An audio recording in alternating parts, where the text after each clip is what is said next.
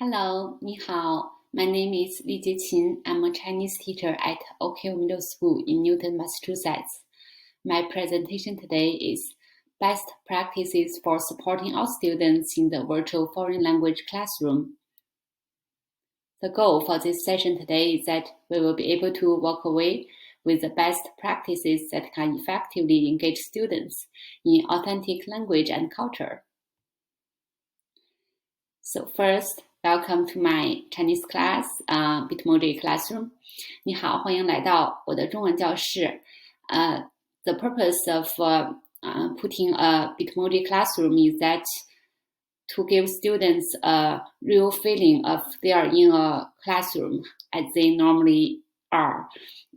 So although this year for our district, we started from distance learning, but we always try our best to create an environment that is as familiar for students as possible.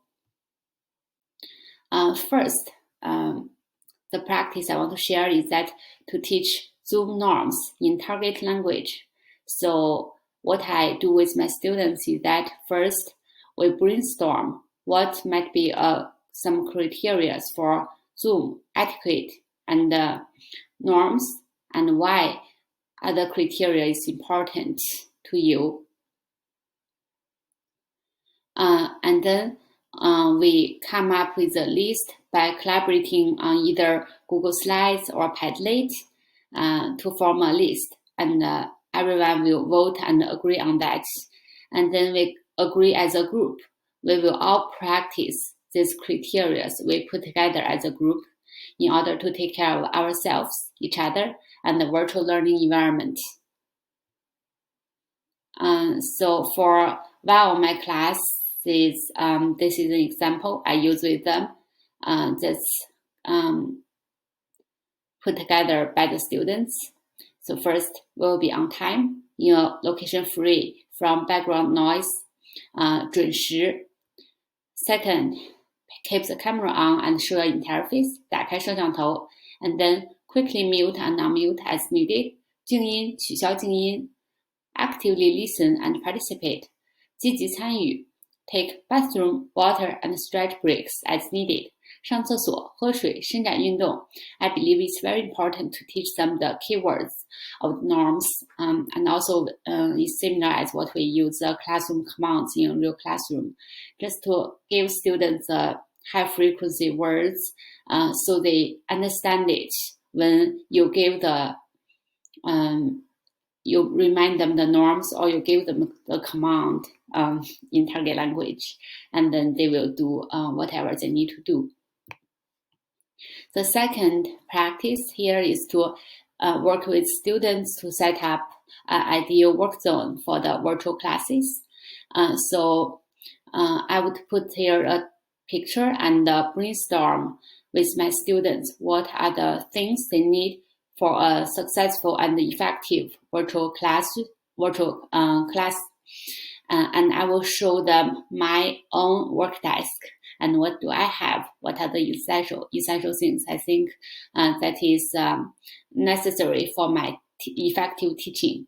So I provide a list of examples for them. For example, computer, 电脑, charger, 充电线, table, 桌子, chair, 椅子, notebook, 笔记本, pen, 笔, pencil, 铅笔, water bottle, 水瓶.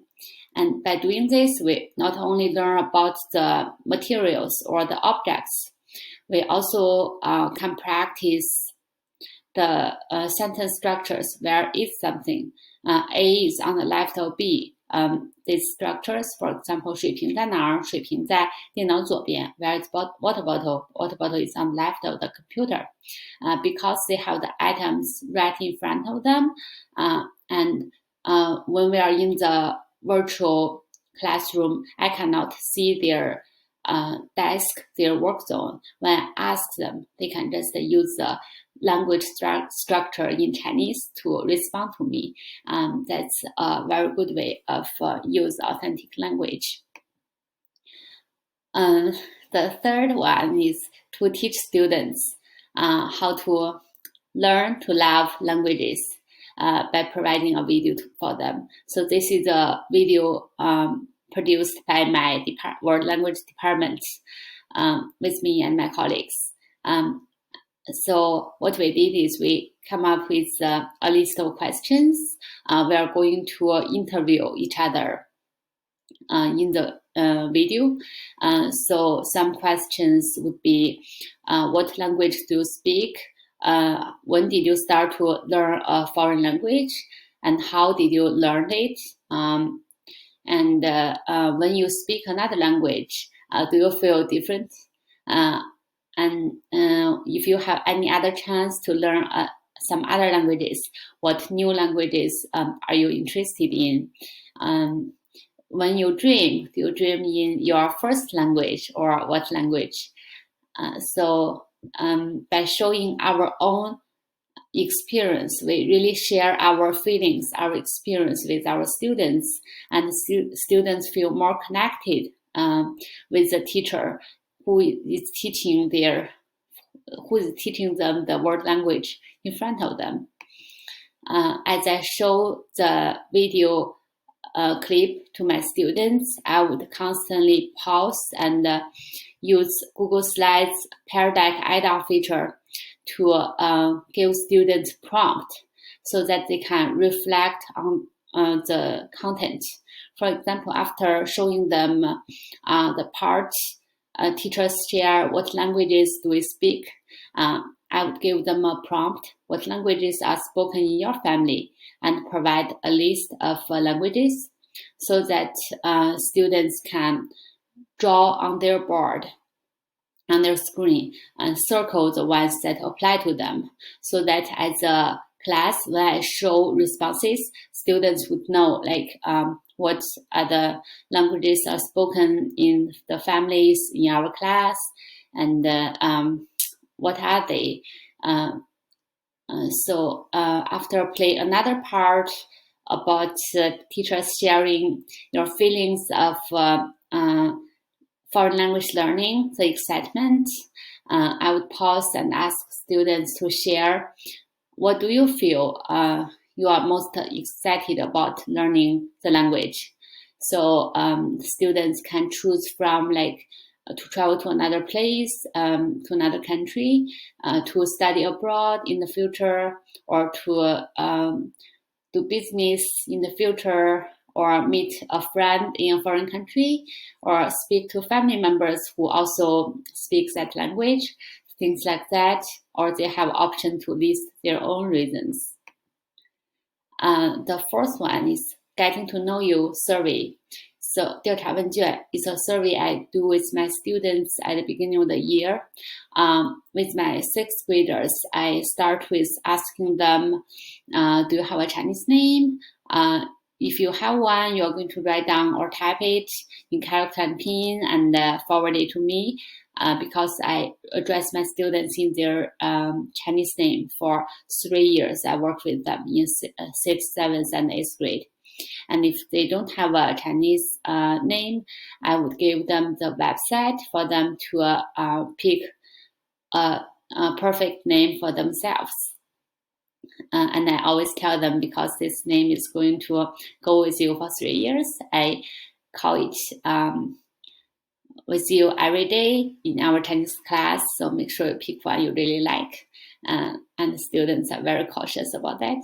And other questions, I would ask them to know more about them. For example, their birthday, and if there weren't a pandemic, what do you normally do on a daily basis? What's your favorite subject?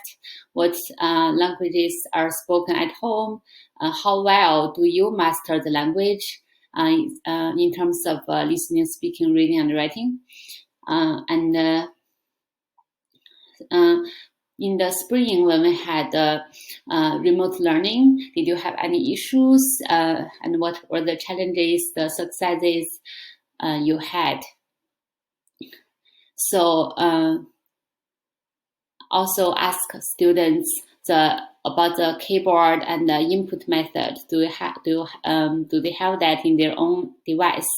Do they know how to do it if they don't have it right now? So that I can have a general idea where do I need to support by providing instructions or modeling to students so that we can get ready for the typing part. And another part is to learn about their favorites so that we can use the information to build our activities for the later on units. For example, the sports, music instruments, movies, books, TV shows, places, food.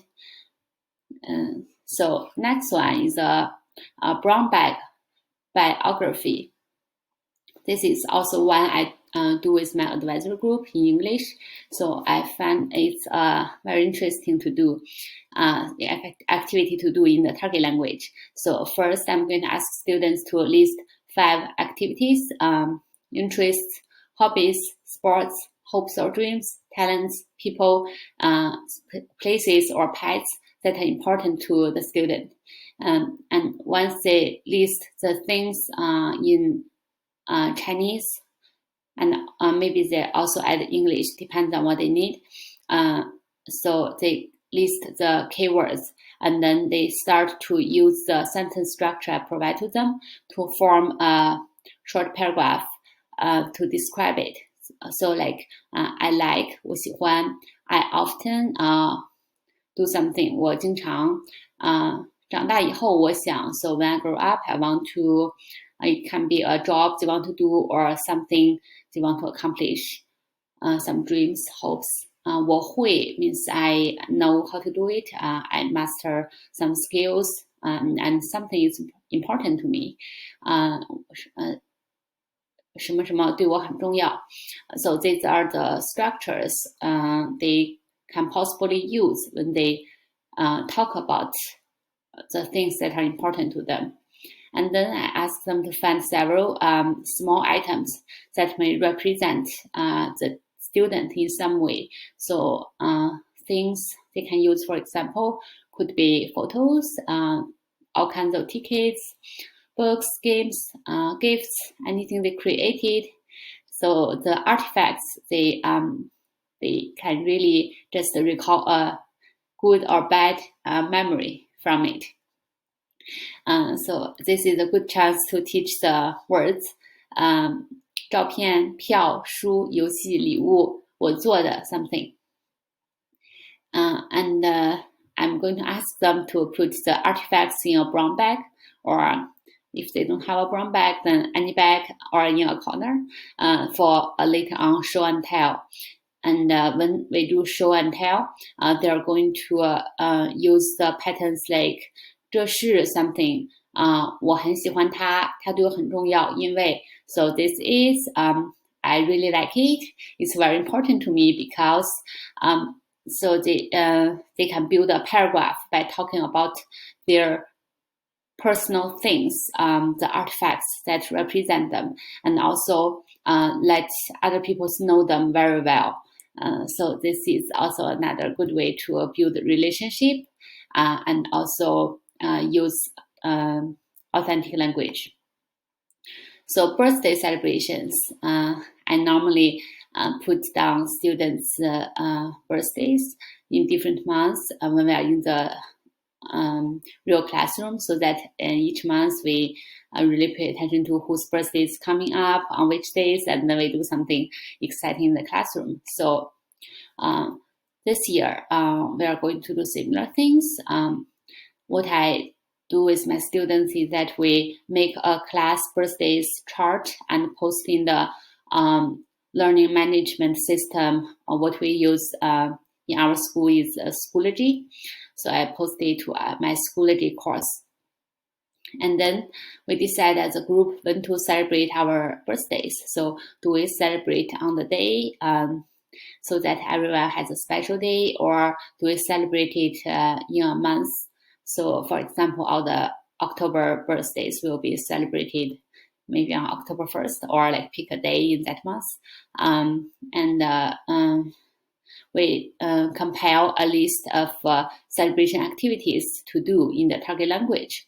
So for example, we can sing We can sing Chinese songs, 祝你生日快乐. So students can do that together. It's a good chance for us to learn it. And we can make virtual birthday gift cards, virtual birthday cards for students, 电子贺卡, so that students can really write some blessing words using the language they have learned for their classmates who are celebrating birthday. And we can eat birthday cake. We can describe the cake. We can also bake cupcakes. So in that process, we would have a lot of opportunity to practice the language by describing the different steps. And we can introduce some cultural elements. For example, eat noodles, 吃长寿面. So that's something Chinese people do because the long noodles represent longevity, a long life. So next one is to put together a Chinese class playlist. Because in our virtual classroom, sometimes if students are working something independently for like several minutes, the teacher can just put students on mute while watching students and supporting them by sitting in front of the camera. And at the same time, it's very nice to play some music that are put together by the students. So we can also introduce to students what are the very popular TV shows that's about the singing competitions. For example, Sing China, 中国新声音, or this one, I'm a singer, 我是歌手. And maybe show students a little part, depends on the class interest. So students will know what are the modern TV shows look like in China. And next, just ask students to put the songs they like in Chinese. So, for example, I would put an example here and model for the students how to insert the website as a hyperlink or insert a video. So students can follow me to do that, and then we can compile a list of songs in Chinese to play. And next one, just like Chinese students. So this is the idea I have for the purpose of making my students feel experience that like a Chinese student in a Chinese school. So as a student in China, every morning they do broadcast gymnastics and also eye exercise.